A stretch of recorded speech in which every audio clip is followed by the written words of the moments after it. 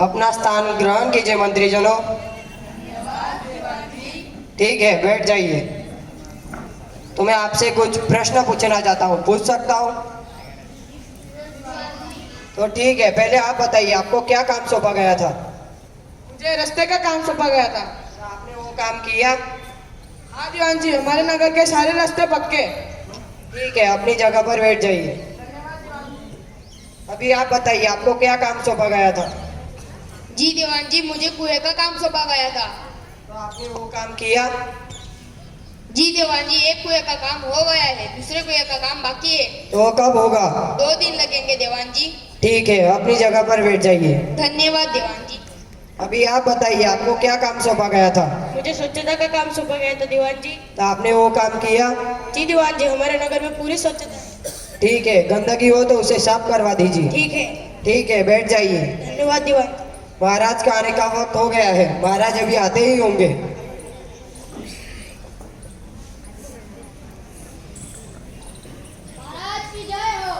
महाराज की जय हो, महाराज की जय हो, महाराज की जय हो। प्रणाम महाराज। प्रणाम। आप सब अपना स्थान धारण कीजिए। धन्यवाद महाराज।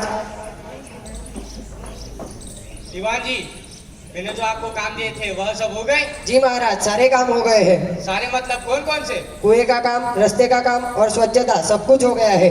दोनों कुएं इतनी जल्दी बनकर तैयार हो गए? नहीं नहीं महाराज, एक ही कुआं बनकर तैयार हुआ है, दूसरा अभी बाकी है। और नगर में सारे रास्ते पक्के तो है ना? जी महाराज, हमारे नगर में सारे रास्ते पक्के हैं। ठीक है, आप अपना स्थान धारण कीजिए दीवान जी। धन्यवाद महाराज। वैसे आज स्वामी जी आने वाले थे? स्वामी जी आने वाले हैं, लेकिन क्यों? उन्हें कुछ उद्देश्य देना है। उद्देश्य देना है, वो भी हमें? हाँ, लेकिन वह तो अभी तक आए ही नहीं। आते होंगे। ठीक है। मैं अपने सैनिक को भिजवाता हूँ। ठीक है महाराज। सैनिक, तुम श्री विवेकानंद स्वामी को लेके आओ। वैसे नगर में सारे घर पक्के तो है ना? जी महाराज, हमारे नगर में सारे घर पक्के हैं। और इस साल नगर के खेतों में कौन सी फसल उगाई गई है? इस साल हमारे नगर के खेतों में गेहूं और चावल की फसल है महाराज। ठीक है, आप अपना स्थान धारण कीजिए दीवान जी। धन्यवाद महाराज। स्वामी जी की जय हो। स्वामी जी की जय हो।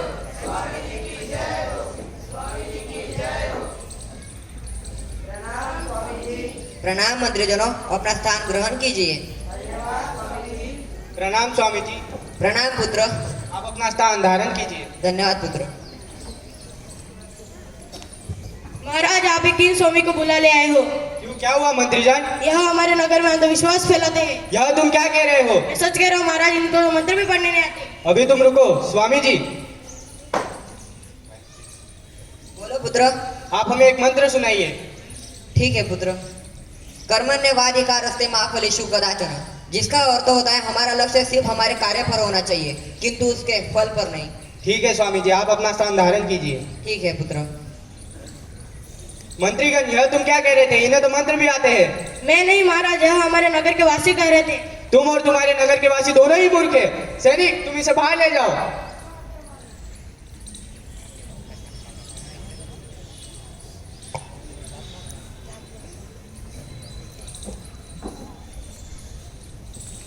स्वामी जी, बोलो पुत्र।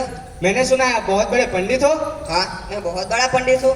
तो आप आसानी से ढेर सारा पैसा कमा सकते हैं। नहीं नहीं, मैं तो पैसे नहीं कमाता। तो आप भीख मांगने क्यों निकले हैं? ज्ञान है, ये दुनिया में सबसे कठिन काम है सन्यासी जीवन जीना। किसी एक चीज खोजना, और वो है ज्ञान, नॉलेज, जो मैं खोजना चाहता हूँ। और यदि आप मेरी बात कर रहे हैं तो मैंने भिक्षा मांगना ही छोड़ दिया है। और यदि मैं या कोई भी साधु भीख नहीं मांगता, भिक्षा मांगता है। शरीर की जितनी भी जरूरतें हैं सब ऐसी ही पूरी हो जाती है, और दिन भी अच्छी तरह से कट जाता है। हमारी दुनिया में ऐसे कई लोग हैं जो भगवान पे भरोसा रखते हैं, जो हमारी ऐसी दुर्दशा होने ही नहीं देते। स्वामी जी, क्या आपको ऐसा नहीं लगता कि हमारे देश की जनता काफी अंधविश्वास रखती है, जैसे कि मूर्ति पूजा? अब आप ही बताइए, धातु या पत्थर को इंसान का आकार देने से थोड़ी ना भगवान माना जा सकता है। महाराज, लगता है आप मजाक कर रहे हैं। नहीं नहीं, हमारे महाराज कभी मजाक नहीं करते, वो हमेशा सत्य बोलते हैं। नहीं स्वामी जी, मैं बिल्कुल मजाक नहीं कर रहा। वास्तव में हम लोगों की तरह तो नहीं कर सकते। जो लोग पत्थर या धातु को पूजते हैं, हम उसे मूर्ख मानते हैं। हाँ, क्या कोई मुझे वो तस्वीर उतार के दे सकता है? क्यों स्वामी जी? पुत्र मैं तुम्हें इस तस्वीर से कोई उदाहरण देना चाहता हूँ। ठीक है सैनिक।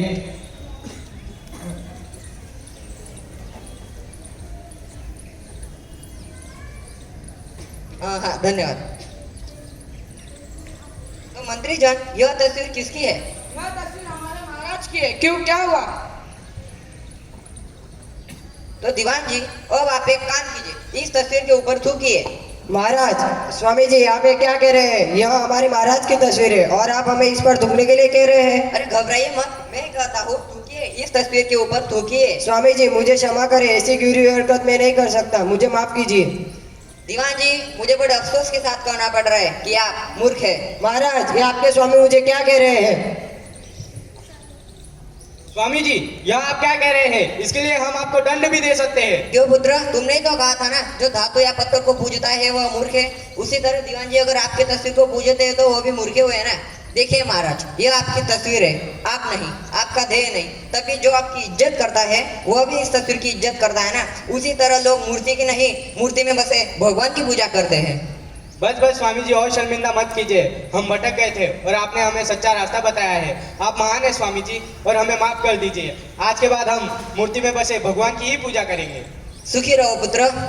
आप भोजन करके जाइए स्वामी जी। नहीं पुत्र, मुझे काम है, मैं चलता हूँ। ठीक है स्वामी जी, आप जा सकते हैं। जय हो स्वामी जी की जय हो, स्वामी जी की जय हो। आप अपना स्थान धारण कीजिए मंत्रीगण। धन्यवाद महाराज। दीवान जी, हमें नगर में सुवर्ण मुद्राएं बंटवानी है। सुवर्ण मुद्राएं बंटवानी है, लेकिन क्यों? हम आज बहुत खुश है। ठीक है महाराज, बताइए कब सुवर्ण मुद्राएं बंटवानी है? कल ही बंटवा दीजिए। ठीक है महाराज, कल पूरे नगर में सुवर्ण मुद्राएं बंटवा जाएगी। ठीक है, आप अपना स्थान धारण कीजिए। धन्यवाद महाराज। महाराज, मुझे क्षमा करें, मुझसे बहुत बड़ी गलती हो गई। क्यों? मैंने स्वामी जी को भला बुरा कहा। अभी तुम रुको, तुम मुझसे मत क्षमा मांगो, तुम स्वयं स्वामी जी से क्षमा मांगो। तुम अपना स्थान धारण करो, तब तक मैं स्वामी जी को बुलवाता हूँ। धन्यवाद महाराज। सैनिक, तुम श्री विवेकानंद स्वामी को लेके आओ। देखा महाराज, इन मंत्रीजनों को भी उनकी गलती का अफसोस हो गया। हमें भी ऐसा ही लगता था कि स्वामी ढोंगी है, लेकिन हमें भी पता चल गया कि श्री स्वामी विवेकानंद बहुत महान है। आपको क्या, हमें भी ऐसा ही लगता था दीवान जी।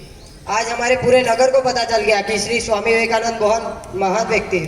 ठीक है, आप अपना स्थान धारण कीजिए। धन्यवाद महाराज। स्वामी जी की जय हो।